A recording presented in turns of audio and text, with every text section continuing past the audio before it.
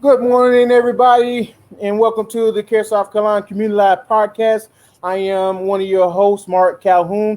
I am the Director of Social and Community Services for CareSouth Carolina, and my co-host here. I'm Daniel Myers. I'm the MAT SUD Program Director for CareSouth. Right, and we got some special guests in the building Oh, yeah. today. Oh, yeah. All right, we got Derek Deese, who's Executive Director of Man-to-Man Fatherhood Initiative of the PD. Oh, yeah. We got my man James Hayes, newlywed, fresh meat on the line. Yes, sir. And James, what's your title over there again? I'm sorry. Health interventionist. Health interventionist. That's right. Mm-hmm. And we're getting ready to bring in Terrence Turner. Terrence. Hey, Terrence.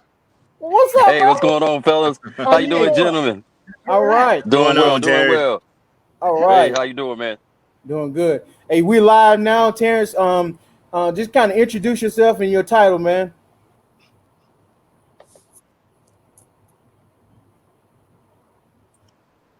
Yes, sir. Thank you. My name is Terrence Turner. I'm the Data Quality Manager for Man-to-Man Fatherhood Initiative. I'm glad to be here with you guys today. Well, appreciate it, brother. Appreciate it. Appreciate it. Terrence came on sounding real professional, didn't he? He did. I know. He did. He did. Oh, my man. So we definitely excited to have you guys here today, man. We've forged a partnership with you guys for quite a few years now, man. Working with men's health and the things that you're doing in the community to help these fathers out, get closer and take care of their families, man. It's just short of amazing, brothers. It amazes me every time, we talk and see the programs and the things that you're doing, man. So we had to get you on to talk about your program and talk about how the things that you're doing and how you can get folks can get in contact with you, man. So whoever want to start it out, tell us about your program, man. Kick it off. All right. So we've been in business for about 20 years now. We started in 1999 started off as a project. Back in 1999, the Sisters of Charity was trying to find a way to address father absence as a root cause of poverty, because it was one of the only issues not being addressed in terms of societal ills. We were, from traditionally the Sisters of Charity, we're doing things to alleviate poverty, addressing child development and different things of that nature.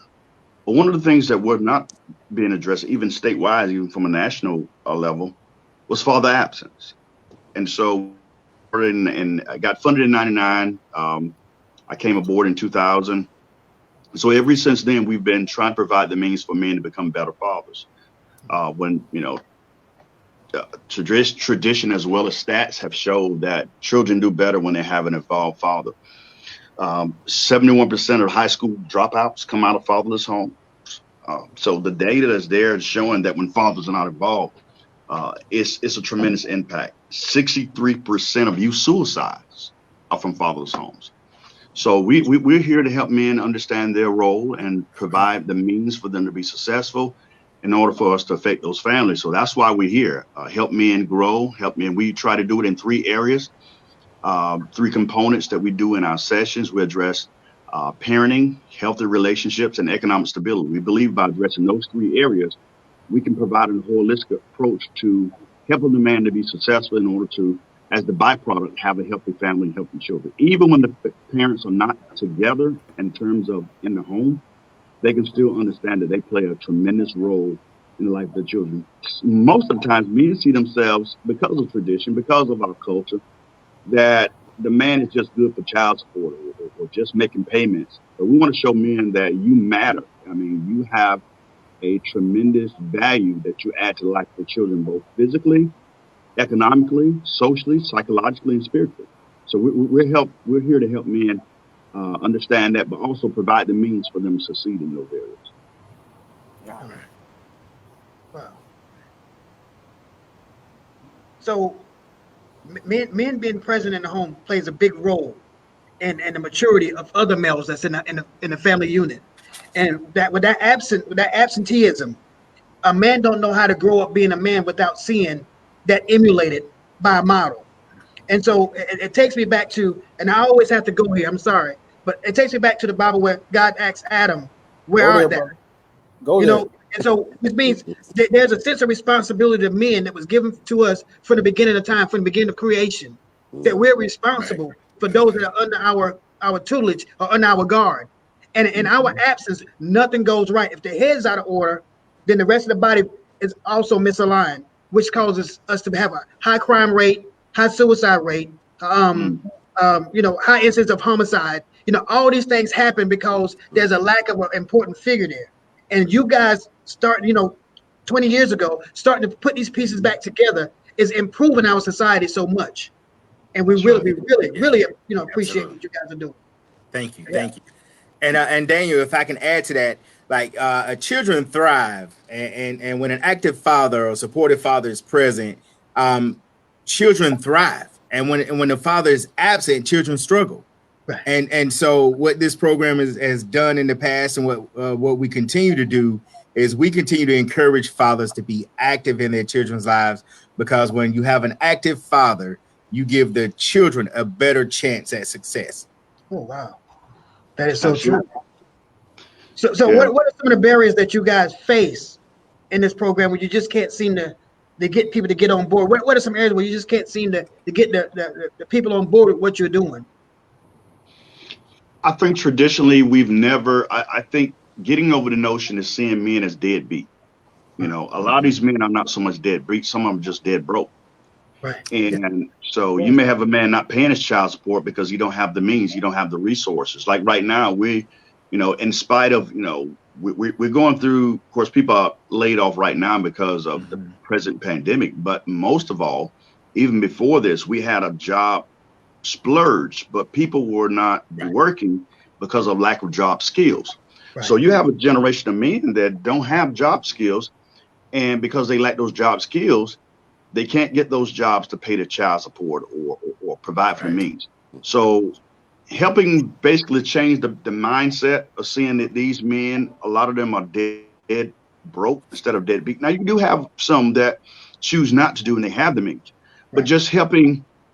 I think traditionally, even from your human service work, traditionally we've helped women and children. You walk into the nearest human, whether it be DSS or any place, you will see posters with women and children, right? Not realizing that it took a father to get that child there.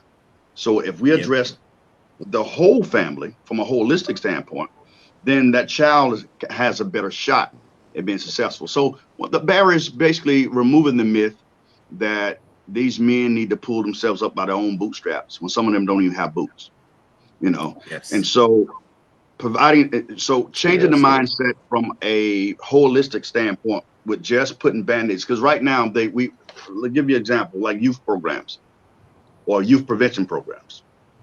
The greatest pregnancy prevention or behavior modification for young people are healthy parents. Yes. So if we fix the home, the other areas will fall in place. That's right. I mean, years ago, many years ago, back in the early 90s, I was working at Evans Correctional, and I was an officer out there. And when I was an officer out there, I noticed a lot of the inmates that I would have conversation with. I've had many of them come to me and say, hey, I wouldn't even be here if my dad would have been in my life. Mm-hmm. If I would have had somebody to guide me, if I would have had somebody to talk to me, even now I got a lot of anger in me because my dad was never there. So I sold drugs or I joined this gang. But if my dad was there, I would have never been there. So from a systemic standpoint, if we fix the family structure, the family systems, we will alleviate a lot of the social ills that we're complaining about now. That's right. I mean, you look at what's going on in Chicago right now. I mean, a lot of the gang activities in Baltimore, gang activities, even now Charlotte is growing with gang activities. Just last week, I think 18 people were shot. A lot of those homes are boys running around anger, not having their fathers in their lives. So one of the biggest obstacles is informing people, informing agencies, informing even criminal justice structures to understand this is a core root of problem. You know, we got to fix families before a society is made up of families, Right. and the state of that family determines the health and fabric of that society. I mean, going back even biblical, that you said biblical, my mind goes back to Abraham. God says, Abram, I've chosen you because you can command your children's children. Yes. He said, basically, Abram, I'm choosing you because I know that you're going to bless all families on the earth shall be blessed because of you. In other words, I know that you are going to be the right person to instruct families because families make up nations. So that's the biggest obstacle. And even in fundraising, people are traditionally used to giving to organizations just to help women and children. And they really don't even think about, wow, I can give to helping fathers, which is going to impact kids. So basically just changing mindsets and helping them understand that framework that you can give to fatherhood programs to impact those kids. Because when a father has the right mindset, now he can grab that son and bring him in alignment. That's right. Yes. It takes a lot of stress and a lot of the thing off the women who've been in the spotlight for so many years, who've been actually pulling up the load and actually having men to take their rightful positions as leaders. You know, we use a phrase a lot. These children are falling through the cracks. But you kind of you kind of made sense of that when you said that we have to go in and fix the infrastructure. So once we go in and we tidy up the house, fix the foundation, close up the walls, make a support system there, it seals the cracks, and the children can't fall out, and they can be nurtured within a caring environment. And so that's very important that we get people to understand that supporting man to man is not just supporting men or deadbeat men, because people become what you call them. Okay, they become what you call them after a while. So don't put a label on something unless you're willing to deal with that label. So if you really want to do it, then you change that mindset and say, well, you are a powerful man, you are a successful man, and I know that you are having issues, and I'm going to see you through it. That gives that man self-esteem to want to go out and give him the ability to want to go out and do more. But when you tell me that I'm never going to be anything, I'm never going to amount anything, then I'm going to be exactly what you said I am. Because that's your expectation of me, and I don't want to disappoint you and not live up to your expectation. So we have to raise the expectation of men, and also give them the resource to be great. You're absolutely right. When you said that, I thought about even when we think about rites of passage and we think about how a woman biologically births the child, that's the first birth, but it's that man that gives the second birth of identity. That's right. You know, I mean, the scripture says children are just like an arrow in the hands of the archer. That's right. You know, you point them in the direction you want them to go, and the further you pull back, the further you launch them forward. That's right.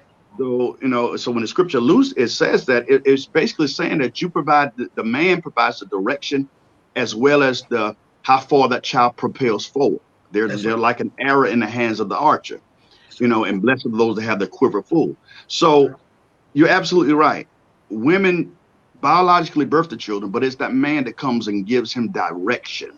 You know, I think about, and sometimes the most important words of a person are the first words and the last words. David on his dying bed tells Solomon, I'm about to leave. I'll go away of all the world. Show thyself to be strong and show thyself a man. That's right. His last words with his son. Yep. Show thyself to be a man. Other words, demonstrate what you've learned from me. That's right. Demonstrate, you know, order, you know, compassion, guidance, you know, being able to provide that guidance. His last words, before he died. Now, he could have said a whole lot of different things. He didn't talk to him about money. He didn't talk to him about wealth. He didn't talk to him about prosperity. He said, I'm leaving. I go into all the world. Show thyself, be strong, and show thyself to be a man. And right now, I mean, we're dealing in society. The men trying to find identity, and they're upset because they don't have that birthing. They don't have that pushing forward. They don't have that identity, you know. And so we have to give those boys that identity. But many times we're finding, as you just said, you're right. We're having to give grown men identity. Let them know who they are, you know, because we have to let them know that you're not what they call you. You're only what you answer to. That's right. You know?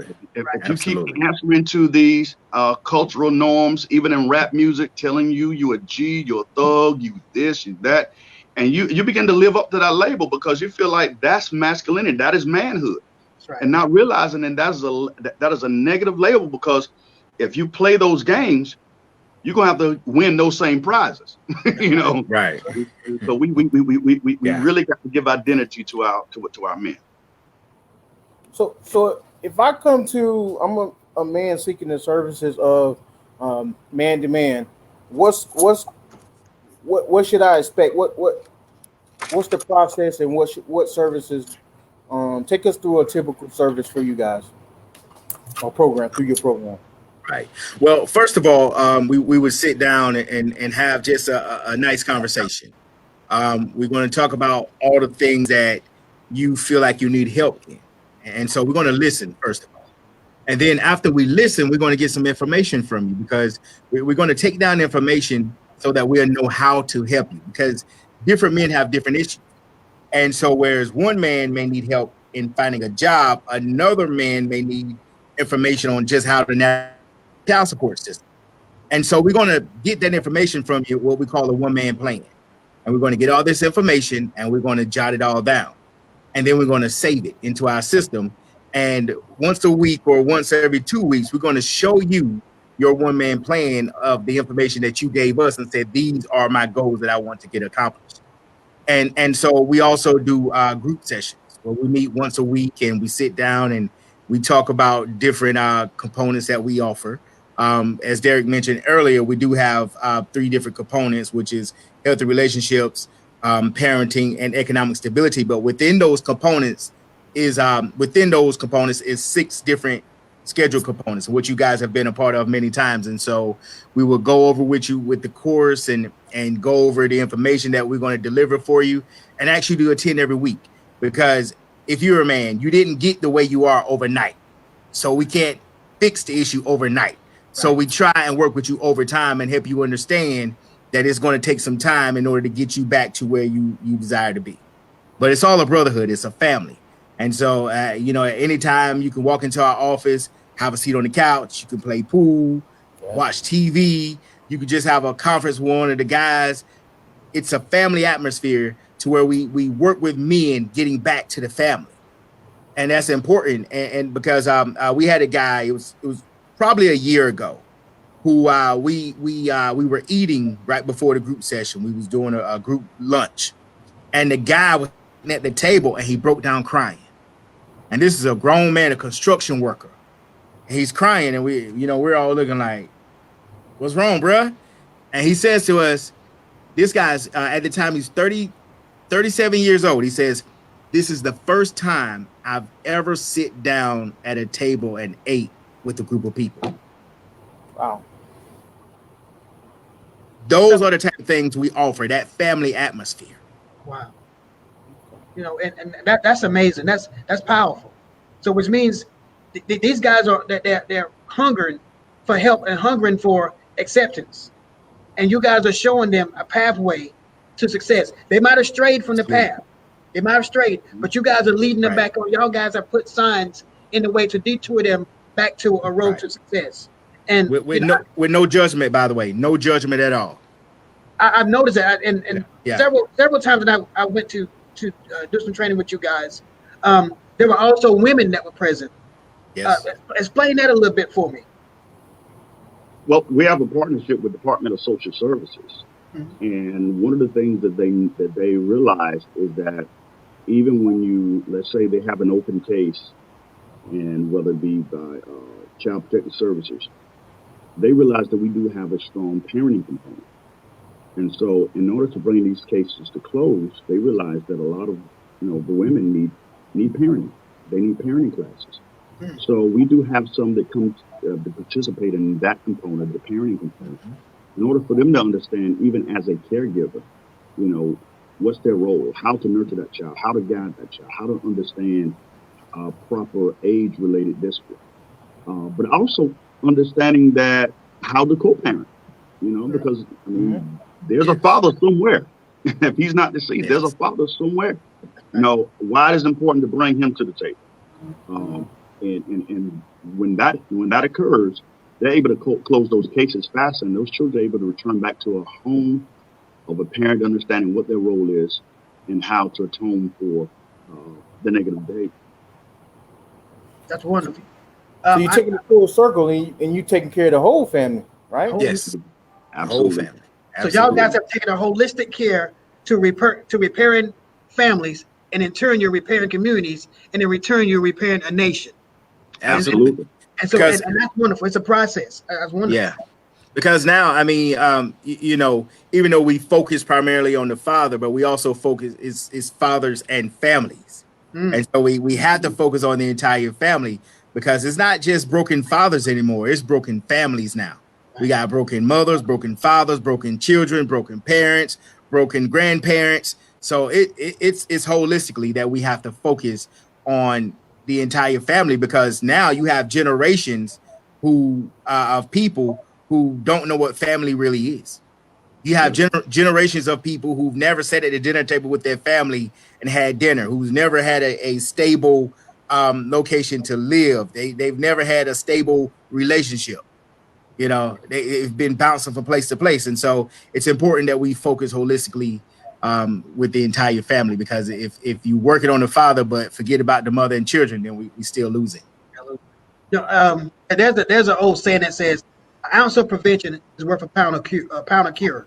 And so what you guys are doing, you guys are curing, but at the same time you're already instilling and communicating and educating to prevent this from being perpetuated into oncoming generations. So Absolutely. so if I can see my dad doing better, it changes my mindset, and I want to emulate him, because every man wants to emulate his dad. You know, good or bad, they do, right? Because that's their hero. And so, but if the dad is doing good, it's an almost guarantee that his offspring, male or female, is going to emulate him in some way, or even try to find somebody else to emulate on the female part, find somebody to emulate their dad, which is going to increase their family value all the way down the line. And so, you guys are adding so much value to people that it's amazing, really amazing. Yeah. And Daniel, you was talking about earlier. We get a lot of males who come into our program who have never met their father before. And we work with these men to try and build relationships with their father. And we had a guy 6 or 7 months ago who met his father face to face for the first time. Oh wow! And entirely changed his life. Talk about that just a little bit. Yeah. One of the things that he always talk about is he said he didn't know who he was. He didn't know his identity. And so he struggled as a father because he never met his father. And so he currently is not in his son's life right now. He's fighting to try and get back in his son's life. But it's a cycle because he had never met his father. And so when he met his father, he also met 3 brothers that he did not know he had. Oh, wow. And so every morning now, he says he and his father text each other. They talk every single morning. He said the first time that he met his father face to face, he's a 40-year-old man. He cried like a baby. Oh, wow. And he's literally saying that is changing his life because now he knows who he is. And for the last 6 months, he's maintained a steady job. Before that, he hadn't maintained a job longer than 2 months. Because we want to impress those people that's above us. We want to impress our heroes. And even though his dad wasn't there, in his mind, in his mental state, his dad was still his hero. And so now meeting your hero makes you want to be better and present yourself better in front of your hero. And you guys made that possible. And to me, that's an awesome thing. That's an awesome thing. It makes me think about what happens if you're a little boy and you end up getting a villain instead of a hero. And that's why they're getting into gang activities.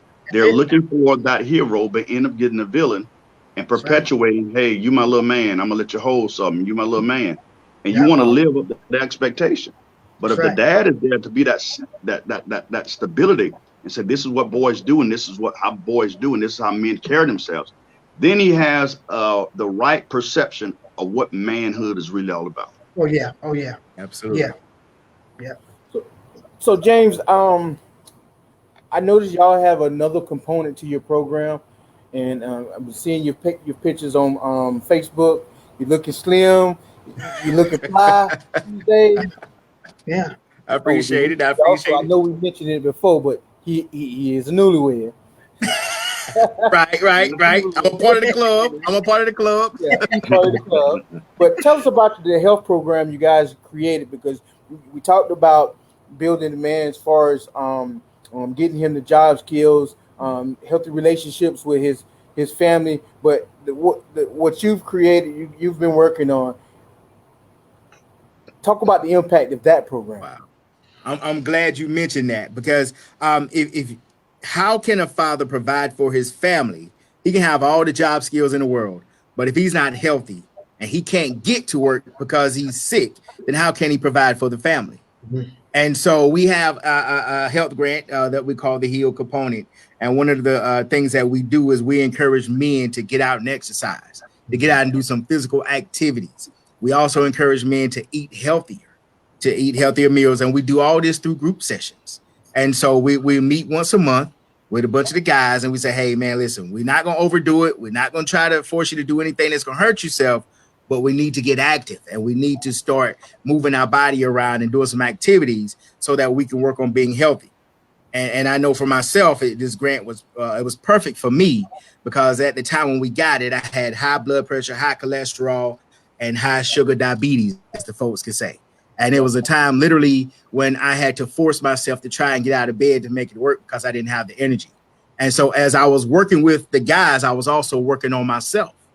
And so and the thing is, not only do we focus physically, but we also, there's a mental health part to it. And we focus on your mental health.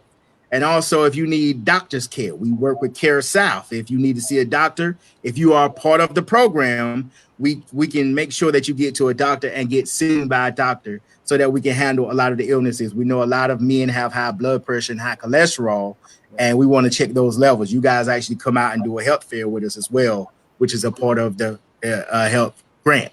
And also, we also assist our men and say if they have issues, say, well, listen, I don't know how to make my own doctor's appointment. We assist them in making that doctor's appointment to take the pressure off of them. And we also through what we call a jobs boot camp, where we work with guys preparing for the job. At the end of the jobs boot camp, we also do a physical so that we know that you're physically fit in order to go to work, which is going to help the employer, right? Because if they know they're going to get some physically fit men, then they're more likely to give you an opportunity. Even if you got some things on your background, they may say, hey, man, these guys are physically fit. They're ready to work. They're mentally ready. We may give you an opportunity. That's right. And so we do that part as well. So this health grant, man, I know the program brought it in to help the participants, but it's helped me also. Helped me to drop almost at 50 pounds now. So it's been great. Yeah. That's that collateral benefit, so whenever you have something good in place, you get collateral benefit from it. Absolutely. So a lot of times, we meet with you guys twice a year, maybe more, and we talk about men's health. We talk about we throw a little bit of women's health in there as well. We also talk about substance abuse. Tell me what kind of issues you guys have faced when it comes to substance abuse, when it comes to just reproductive health. I mean, STDs, all that stuff. Just give us a rundown on why y'all guys thought that those things were really, really important to bring up in doing this man-to-man initiative. Derek? Yeah, well, for one thing, we were doing some studies, of course, with Dawn Pender. She's a nurse practitioner as part of the South Carolina Center for Fathers and Families, and we were looking, realizing that even with other fatherhoods across the nation, there were very few, if any, had a health component. And so we realized that some of the issues facing now men are STDs, substance abuse, and of course, and overall health. So we thought so we actually have a health curriculum that's included with what we do, and we knew that was very important. Like James said earlier, if a man is not healthy, he can't work. He doesn't have the drive. He doesn't have the stamina.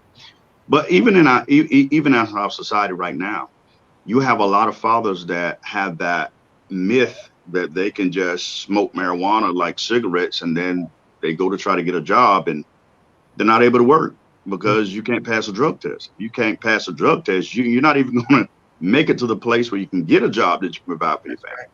So by giving them proper information about drugs, the implications, the impact of drugs on your system, because especially in these small rural communities, there's a lot of issues of methamphetamines and pills, marijuana, crack cocaine. Those things are going on in our community.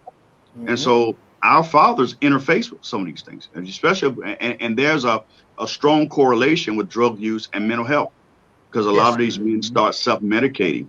If you're going through depression, if you know a guy down the street can give you something to make you feel good, if you want to sit back and smoke a joint, but yet you got child support summons coming in the mail, and the judge wants you to get a job. Well, that's an issue. So you can't really address one issue without addressing the other issue. So we thought it was very important that while the guys are learning about being a good parent, they need to learn about being drug free, because your kids were going to come along and they're going to emulate that negative behavior. If little Johnny sees dad rolling up a blunt, then he's going to feel like, okay, this is what men do. We roll up blunts and we smoke and we stand on the street. If little Jill sees mom popping pills every time, to calm down, guess what? We go back to our default settings. So if our kids seeing that these are our coping mechanisms, those children are going to inherit that behavior. So we thought it was very, very valuable to bring practitioners such as yourself to come in to talk about these issues, so we can educate the men as well as the public about drug use, about sexual health and things of that nature, because our clients, this is their daily reality. So we have to address those things and put it in the proper context, because they may learn the wrong information on the streets about drugs, and not realizing they perpetuate those same cycles to their children. Yes. And since we're talking about that, if anybody that's watching the podcast now, as I listen and know somebody that's suffering from substance use disorder or even behavioral health, mental health issues, please don't hesitate to reach out to CareSouth. We do have those programs available. In every, in all 5 of our service counties, we have MAT providers. We have your local dealers and, drug and alcohol agencies that can get you into a program to set you up. And then you'll come and see us for your medical part of it. And you'll see them or our counselors in-house for your mental health counseling. But this is a serious issue, and it's something we need to get a hold on, because there is a false vernacular that's going on in the streets that it's okay to smoke marijuana. God put it here for me and for you. Maybe at some point, not in my mind, but maybe at some point in somebody's mind, that probably was true because it was all natural. But now we got to think about it, that most of our drug dealers are polypharmacists, which means they don't just deal in marijuana. They deal in heroin. They deal in fentanyl. They deal in cocaine, crack cocaine. They deal in all this stuff, and all these things are manufactured together, which can cause an adverse reaction to your health and even death. If you get the wrong dosage of fentanyl in any drug that you get, then it's going to kill you. It don't take but a little bit. And I don't know about y'all, but I don't want to take a chance on nothing that can take my life. There's nothing that's that. Absolutely. Okay. Absolutely. So we need to understand that this is a serious issue. We just had a young man this past weekend that overdosed, and it's accidental overdose, because it's never their intent to die, but because of lack of education and a lack of participation from the community, we can't get people to understand that this is dangerous. It's not recreational no more. It's suicide, and so we need to sound the alarms even more. So if you need any help with substance use, please reach out to CareSouth, and we'd be more than glad to help you. Absolutely. So we do have a question. Someone said, how do men make first contact, and which program do they start with? Well, just calling us. Once they call us, and like James said earlier, we're going to do an assessment. The services are free of charge. We sit down and have an appointment with them. We do an orientation, let them know what the expectations are of the program. We do the one man's plan. That is a plan of goals that's curtailed towards that client. Everybody comes in with different issues. Mm-hmm. And so only thing they have to do is call us, or they can just email us by website, and we can and reach us. And we'll start the services. Right now, we have not started doing the in-house sessions yet. We're going to start in the next couple of weeks. So everything is now virtual. And one-on-ones, we are doing that, so they can look at it. They can catch us on Facebook, or we have sent them the videos once they join, and they can talk to us, and then they can come in the office. We'll meet with them one-on-one, and then we'll start back the group. Yeah. It's just something. There's a powerful dynamic when men or fathers or parents get together and realize you're not the only one in this fight. And those peer support sessions are powerful, because you can look across the table and say, wow, this guy is going through more than I am, but they're managing. And then you hear support from each other. It's a village mentality. So if they reach out to us, we will definitely embrace them, and we'll help them move forward. And, So and you can find us on our website at www.mantomanfathers.com. That's MAN, the number 2, manfathers.com. You can reach out to us through the website. what is the phone number if they want to call you? Just say they want to give you a call. 843-535. I'm giving myself, my bad. 843-479-4177. Okay. Yeah. There you go. You guys have the contact information. We're gonna post it on the video, so you guys can just reach out to these guys if you need help. If you want to learn more about the program, these are the 2 gentlemen that you need to talk to. There's some other great guys that's a part of this initiative, and I look. I always have a good time when I'm with you guys. We like brothers, you know, and we always talk, we always have a good time. Our videos always end with us having a even bigger discussion after the video. Yep. And so that's something to be missing. But I enjoy it every time we get together. And so I just got one last question I want to ask you guys. I noticed on one of your podcasts that you had, one of your lives, that you guys was talking about relationships. Relationships. You guys sat around the table and you discussed relationships. Now we know that Brother James Hayes right here just got into a lifetime commitment. And so the information that you guys were giving on that was just awesome. I mean, I sat and I was blown because I like some of the things that they're saying and some of the problems that they're talking about are things that I faced early on in my relationship. And so these are some things that these guys that some of the younger guys who are thinking about getting into a family need to know. This is what you need to look for, and this is how you overcome. And so, just give us a little rundown on that. Why did y'all guys have that discussion? Was it to scare James? Was it to scare him? It was right before the win too. Yeah, it was.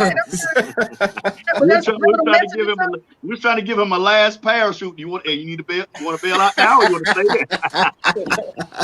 Well, I mean, to be honest with you, that's something that is kind of missing in our society now. We men don't really talk about issues, even though we deal with them every day. Right. Women seem to have a better support system than we do. When a woman is going through something, she call up her girls, they go out and shop, do what called retail therapy to get over it, or they sit around and eat ice cream, they cry together, talk together, and help. But men, we internalize a whole lot of stuff, you know, so we need to understand that, hey, we are emotional beings. We're no less emotional than women, but we just show it different. Right. So we thought it would be very good to talk about relationship, to have those discussions that move discussions from the barbershop and put them right there in front of us. I mean, because sometimes you can get information that's not right. You know, you might have Uncle Larry that's a Rolling Stone giving you the wrong notes. Right. And then you get in a relationship wondering why it's not working because you going off what Uncle Larry done been married about 8 times. Uncle Larry got kids all over the counter yet, but he's telling you about relationship. That's the wrong person. So we thought it would be good if getting men together and talk about real issues, talk about our challenges. And sometimes you got to be vulnerable. You got to really let it out, because if you build up walls, nothing can get in and nothing can get out. That's right. So we wanted to really take a deep dive to talk about relationships, how we relate to ourselves and how we relate to others, and really force us to examine our own paradigms. How were we raised? What kind of environment we come in? Because our home is a microcosm of how we see the lens of the whole world. So if I was raised to think this way, when she married me, she's marrying me with all my baggage and all my luggage, and everybody unpacked their baggage. Oh my, what we have here? So as a cautionary, just men to pause for a minute and kind of look at themselves, because you can bring that baggage into a relationship that you claim to want so bad and ruin it. So we thought it was really good to do. That's right. Good deal. Oh man, great information, guys. I think Brother Pee Wee, James, excuse me, Brother James, I think he got it. I think he really fell into that conversation because he thought that, you know, it's more important for me to do this and get everything right. So he got all the good information from you guys, and I did. He got one up on us because that information wasn't shared when I got married. But so he got information to build on, and that was a wonderful thing. And also, it helped me with mine because it made me change some things about my relationship. Listen to you guys. So everything that you guys are doing is very important and it's very beneficial to everybody. So keep doing it. Thank you. Appreciate that. Yeah. Guys, we're gonna wrap up here. But one of the most important questions I like to ask when we're on here, and usually the last one going out the door, what do you guys like to do when you're not working? Oh man, oh man. Ooh, well, for me, if you go to, I got two Facebook pages. One of them is my general Facebook page. My other one is my American Bullies Facebook page. So I like to breed American Bullies, the exotic bulldogs. But just so happened, my wife loves them too. So when we're not working, we're making sure they're straight, or we'll ride around. We're going to eat. My 7-year-old, he's either wrestling with me. So it's more when I'm not working, it's most of the family time, just kind of. Yeah. Yeah. And I like to read and research. So I like to read things that pertain to God, politics, social things. I like to get tied together, so that's kind of the nerd side that I like to do. So, and for me, my whole life is wrapped around my family. And so when I'm not working, I'm spending a lot of time with my family, but also I write. I'm a published author. And so I write a lot. I mean, a lot. And then I read a lot as well. And so it's spending a lot of time with family because that's important to me, because that's what my dad taught me. And also writing about my experiences in life, my hardships, and how I overcame. And so that's a lot what I do. Absolutely. So now that he's married, his next book gonna be "Why Didn't They Tell Me?" Yeah, that's it. That's it. I'm gonna say this one thing, and I'm gonna let him go. But I had an opportunity to meet his fiance at the time. We did a little podcast together, and I had to go. I had to stop by the store and get some Ambisol, some Aleve, and some Motrin, because they were so sweet on each other. At the place, they had my toothbrush. You know what I'm saying? They were just as real love. Yeah, they had like little teenagers. They was like, oh. They sure did. Yeah, it was just. But I love that, and I told him that I love that. People need to see more of that public display of affection, because it let our children know it's okay to say that you love somebody. It's okay to show your feelings. It's okay to love somebody that much that you don't care if the whole world see it. So I commend you, my brother. And then once again, congratulations. Congratulations. Thank you. I appreciate it. And Brother D, I'm going to need your information on those bullies, because I'm looking at getting me a pet as well. I need one. And so I know my wife is probably watching in and out of this podcast right now. So she heard me saying this. So I'm putting it out there for the whole world to see. But yeah, I want to get in touch with you because I'm looking for one of those. Okay. I got you. You got some buttes too. That Elway, he's a champion. Oh wow! Yeah, I'm looking. I'm looking. Appreciate it. Well, again, guys, appreciate great discussion today. Thank you. If you want to get in touch with Man to Man, again, their website is manfathers.com. You can reach them at 843-479-4171. Also 676-0407. Same with CareSouth. You can reach us on our Facebook page at www.caresouth-carolina.com, or you can reach us on Facebook. So appreciate the discussion, fellas. Thank you, man. Thank y'all, man, for having us on. Together with you soon, and you have a good weekend. Enjoy your families, and we'll talk to you next time. Appreciate it. Thank you. Have a good one. Peace. Good. All right, fellas. All right.